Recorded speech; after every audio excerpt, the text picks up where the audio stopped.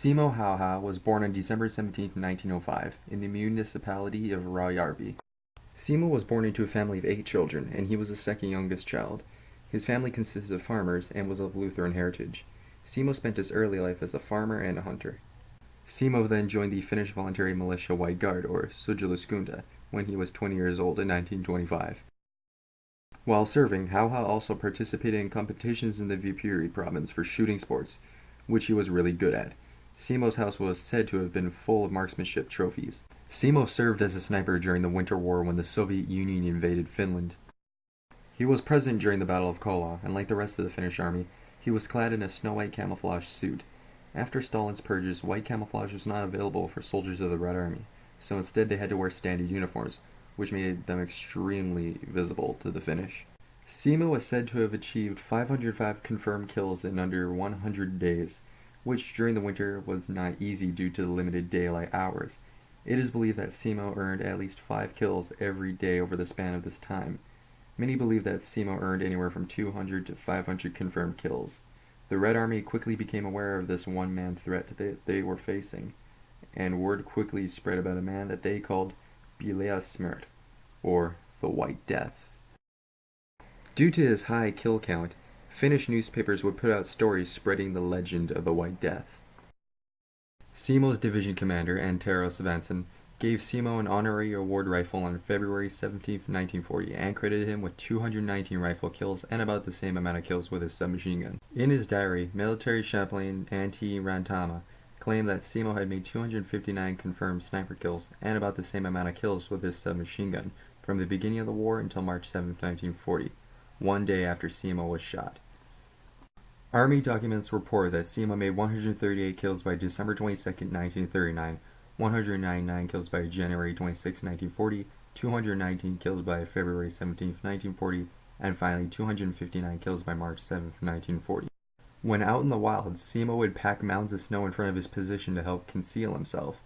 Simo would also place snow in his mouth. He did this to cool off his mouth so that his breath would not create steam, which would give away his position. Another interesting fact about Simo is that he did not use telescopic sights, and instead chose to use iron sights. He did so for 3 reasons. If he used telescopic sights, he would have to raise his head slightly higher, making himself slightly more vulnerable to enemy fire. The sun could also glare off of telescopic sights, making enemy soldiers aware of his position. And finally, the cold temperature could cause telescopic sights to fog up with frost, thus weakening his aim. Simo's weapon of choice was a Civil Guard variant of the M2830 Mosin-Nagant, which had the Civil Guard district number S60974. He also made use of the Swami KP-31 submachine gun. Simo was able to decimate the Soviet forces that he encountered quite easily. He was so effective, in fact, that the Soviet Union sent counter-snipers to combat him, and even launched artillery strikes on his approximate locations. Simo eliminated the counter-snipers and survived the barrages. It is believed that at some point, Simo was hit with an artillery shell, but the only damage he sustained was to his camouflage suit. On March 6, 1940, a Soviet soldier managed to fire a successful shot on Simo. Simo was shot in the lower left jaw by an explosive rifle bullet. Simo was severely injured, but managed to be recovered by his fellow soldiers who claimed, quote, half his face was missing. He lost consciousness, but on March 13th, Simo regained consciousness, the same day the Moscow Peace Treaty was signed, ending the Winter War. During the war, Simo had served as an electrosanti, or corporal. After the war, Field Marshal Carl Gustav Emil Mannerheim promoted Simo to Vanriki, or second lieutenant. After several years of healing, Simo finally made a full recovery. After his recovery, Simo became a successful moose hunter and a dog breeder, and even hunted with the Finnish president, Urho Kekkonen. In 1998, when asked how Simo became such a great shooter, he answered simply, quote, practice. Simo was then asked if he regretted killing so many people, to which he replied, quote, I only did my duty, and what I was told to do, as well as I could. Simo spent the remainder of his life in Ruokolahti.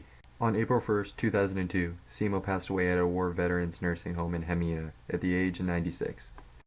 Simo Häyhä was buried in Ruokolahti, and to this day he remains the embodiment of the Sisu of Finns, and a symbol of Finnish heroism in the face of the Soviet threat during the Winter War.